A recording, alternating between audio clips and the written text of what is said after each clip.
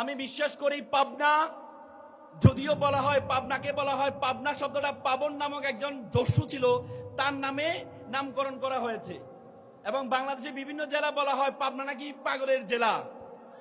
তা আমি একটু চিন্তা করলাম যে পাবনা কেন দস্যু? পাবনা হচ্ছে দস্যু হচ্ছে তাদের জন্য যারা স্বৈর শাসক, তাদের জন্য পাবনা একটা দস্যু। দেশের জন্য, কল্যাণের জন্য তারা পাগল পাড়া, এই জন্য তাদেরকে পাগল বলা হয়। ব্রিটিশ বিরোধী আন্দোলনের প্রথম কৃষক বিদ্রোহ পাবনাতে হয়েছিল।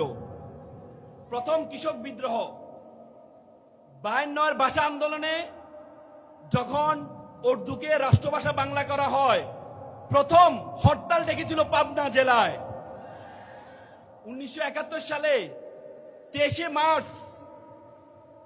মার্চ পাবনায় প্রথম স্বাধীন বাংলাদেশের পতাকা উত্তোলন করা হয়। জুলাইয়ের যে দ্বিতীয় স্বাধীনতা আমরা বলি, সেই স্বাধীনতায় আমরা দেখেছি 7 জন পাবনার কৃতি সন্তান জীবন দিয়েছে নতুন বাংলাদেশের জন্য। তার মধ্যে সাতিয়া এবং ভেড়া উপজেলা 3 জন আছে। এজন্য আমি ছোটবেলায় একটা কবিতা পড়েছিলাম যে নামের বড়াই করো না তো নাম দিয়ে কি হয়, নামের মাঝে পাবে না তো সকলের পরিচয়। আজকে পাবনা এসে আমার বলতে ইচ্ছে করছে যে নামের বড়াই করো তোমরা, নাম দিয়ে সব হয়, নামের মাঝে পাবা পাবনার পরিচয়। আমি প্রথমে অভিবাদন জানাই শহীদ মাওলানা নিজামী ফাউন্ডেশনের যিনি কর্ণধার ব্যারিস্টার নজিবুর রহমান মোমেন ভাইকে। চাইনিজরা একটা কথা বলে থাকেন, তুমি যদি 100 বছরের ফলাফল চাও তাহলে তুমি মাছ চাষ করো, তুমি যদি 1 বছরের ফলাফল চাও তাহলে তুমি মাছ চাষ করো, তুমি যদি 10 বছরের ফলাফল চাও তাহলে তুমি গাছ রোপণ করো, আর তুমি যদি 100 বছরের ফলাফল চাও তাহলে মানুষ চাষ করো। আজকে মানুষ চাষ করার জন্য, মানুষদেরকে, মেধাবীদেরকে ক্যারিয়ার গাইডলাইন দেওয়ার জন্য যে চমৎকার আয়োজন করেছে ব্যারিস্টার নজিবুর রহমান মোমেন ভাইয়ের জন্য আমরা একটা করতালি দিতে যাচ্ছি।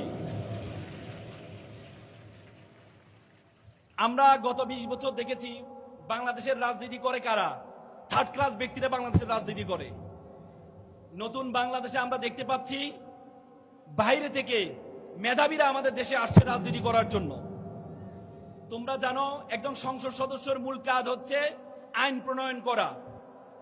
যিনি আইন প্রণয়ন করতে পারেন তিনি হচ্ছে শ্রেষ্ঠ সংসদ সদস্য হতে পারে।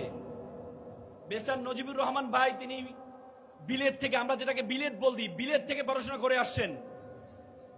তোমরা জানো Bangla, if you look to the history of the world politics, পৃথিবীর ইতিহাস দিকে যদি তুমি তাকাও,